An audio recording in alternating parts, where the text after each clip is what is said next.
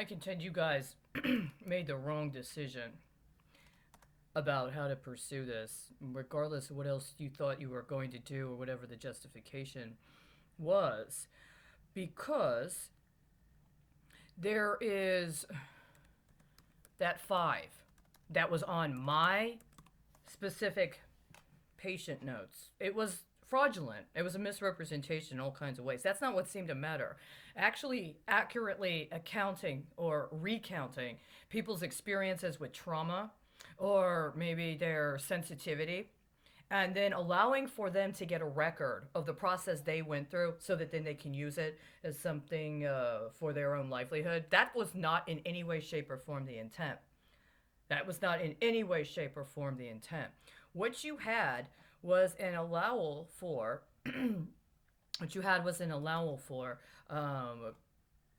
creation of particular kinds of rationales associated with misrepresentation of what I was discussing in my therapy sessions. And among those, one of the things you did is allow for the occurrence of connections and hedges associated with the Arab Spring in Egypt.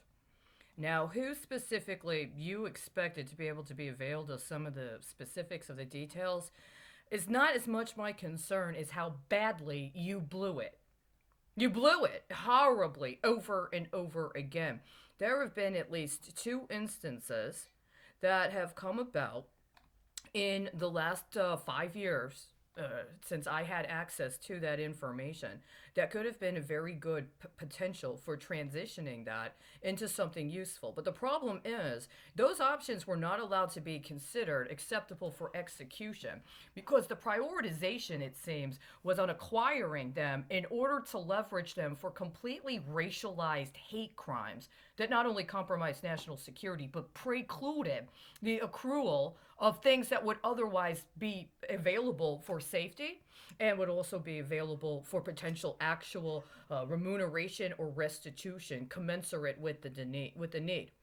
The specific thing of concern is what I identified, and you assholes that stole my information and tried to tamper with my evidence already know, as the Chinese Pentagon, which was a situation wherein someone was attempting to leverage fake accounts they had set up on the then First Lady as a means by which to try to engage in illicit activities. I'm sorry if your fantasy was that your wife or your mother or a very important woman in your network was somehow going to be positioned as the queen pin of a planetary criminal drug enterprise, and that was your priority. That was not what you were put in that position to do.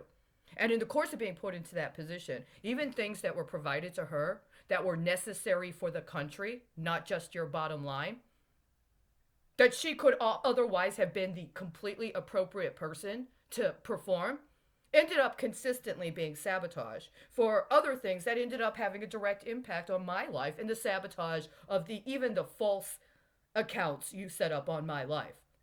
That was the primary example. There was a situation where China had interceded in Hong Kong and had made a policy decision about a reshuffling of the cabinet. Now Biden is trying to do something comparable, and it's going to fail every single time. It was an act of nuclear sabotage at the highest level. And continuing to perpetuate has already encoded it with that kind of failsafe when it comes to securing against continued perpetuation of abuses. This is just one example of how you have permitted an economy where you create derivatives that are used for financial purposes without any actual medical legitimacy, that is intentionally defrauded Medicare, Social Security, and other government programs that would otherwise have been able to get credit and get actual provision of appropriate performance in association with, were you to have been honest. And that is just going to keep accruing. That's just one example of how that 5 point ended up getting blown. Why? Because you would not be honest about what the actual national security needs were in consideration specifically of our relationship with China. This has been going on for a very long time, but that is one area wherein a successful understanding of the material realities and what you had to work with that were allowed to be conducted in accordance with what were actual legitimate aims, as opposed to abusing whatever else you had access to cover up for serious crime, again, went horribly wrong. And now, unfortunately, we don't even have that option. What we have instead is the default. And what's the default? I'm not swapping it. I'm not swapping it because you still have refused to address what the actual material realities are of the situation with Hong Kong relative to not only the United States, but global security. Over and over again, for a consistent period of time, China was doing what they needed to do. They were doing a very significant and very important job for our national security.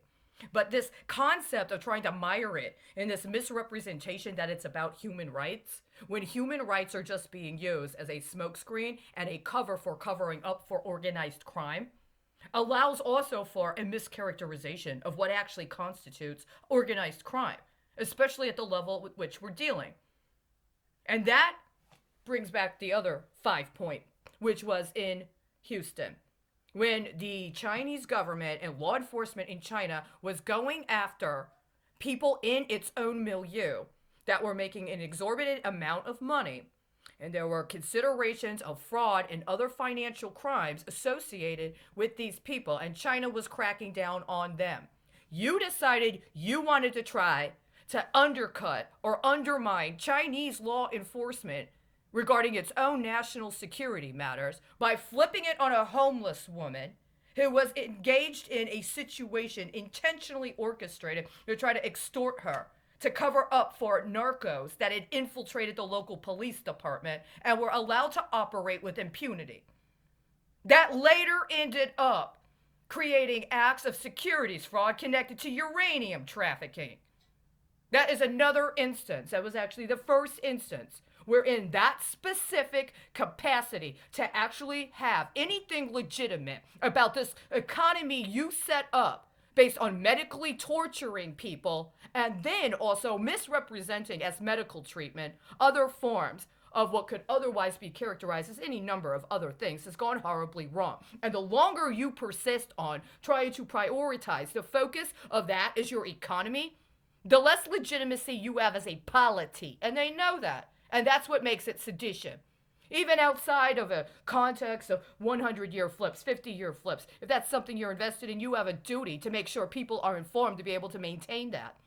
But if you allow instead for a recapitulation because you don't want to handle the responsibility that comes with saying that you're entitled to have access to those resources, when you've characterized society to function in a concept of entitlement for access to resources like that, then you're going to have to deal with the fact you don't have what it takes to back it up. And without the political legitimacy, you have no claim to the economics. All this is a bunch of fake numbers being put out to see how many people are going to sign away their life so somebody else can again fabricate accounts connected to their life. If there was any legitimacy about this as being some sort of social engineering paradigm, then you would have delivered on the fake fraudulent misrepresentations of our lives you set up in the stead of our actual life. You did no such thing. Even with the fake information you set up on my name, every time it came time to demonstrate competence with what it means to steal my life and slander it, you failed. And it wasn't even that there was a series of options and you just chose one option. You didn't execute as successfully as another option would have, where the priorities were to have been different. There's this misrepresentation that somehow there is a group of people that is entitled to take lives from other people after they've been recapitulated by somebody else that refuses to disclose who they are and confirm that they have the capacity to actually deliver on what it is they're putting forth. And whoever ends up getting it, unfortunately, is not capable or is unwilling to actually perform the requirements of the specifications that have been set, even on that fraudulent mischaracterization of the original. And the perfect evidence is that right now, we need that 5-point option, and we don't have it available. It is not available because what you did with it was completely accurate, and it was completely the wrong thing to do with those variables that had been compiled and that had made accessible for other options. You refused to execute those other options, so it was not able to accrue in order to give you what you actually need right now. So all of this other stuff, you don't need emergency relief. You need to be relieved of your position. And you need for all of those resources you've allowed to be concentrated through you to other people who think that they can use you as a cover in order to get it through the noting you've set up to divert it to them. They need to be relieved of their access. This is a very practical matter. You should have already stepped down and admitted what you did. And because you didn't, unfortunately, the only option I have from anything I could possibly have gotten from having a relationship with people from Belarus is one that you're probably going to try again to misrepresent as if it's what? A First Amendment issue? Are we violating your rights to freedom of assembly? I have already said, gone on the record and maintained that the State Bar of Texas is a communist organization.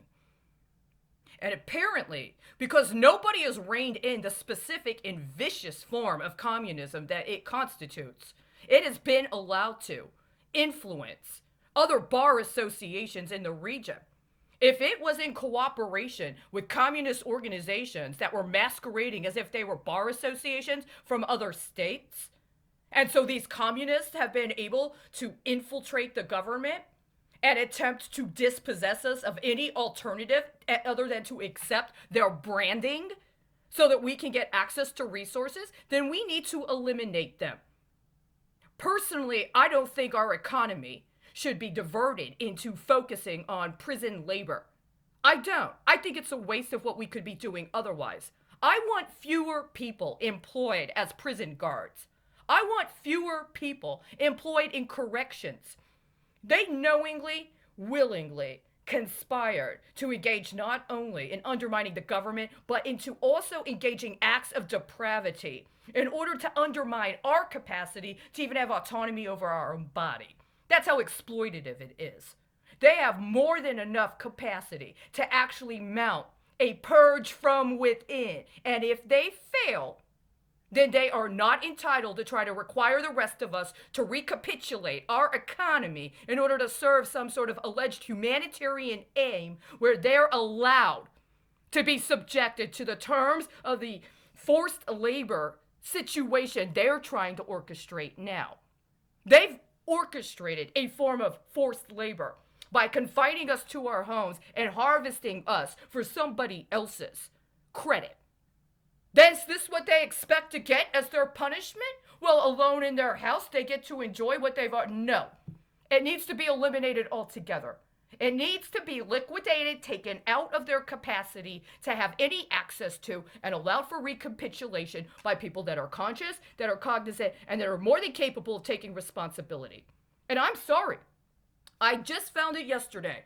What was this? Is it true? Or was it just something they put up? Is it just something they made up in the context of this?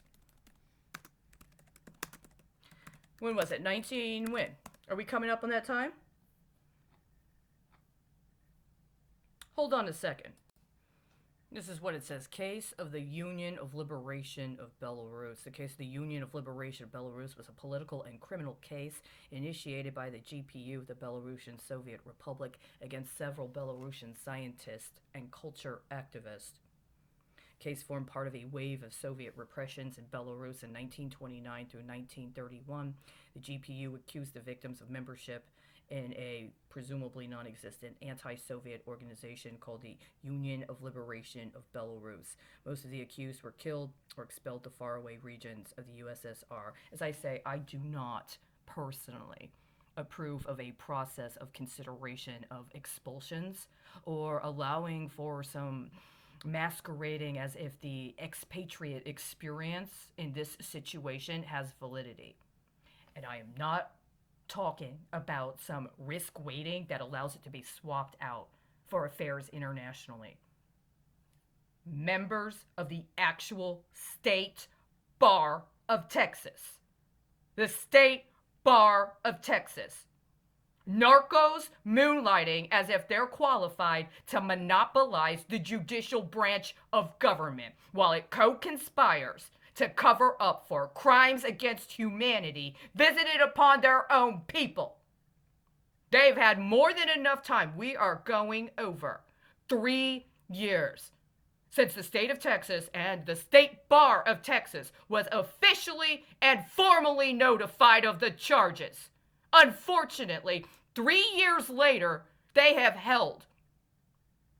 This is not a time for mercy, and you're not going to be able to get away with saying you're doing some furloughed work release program from your home. You've already aided and abetted the murder of too many people.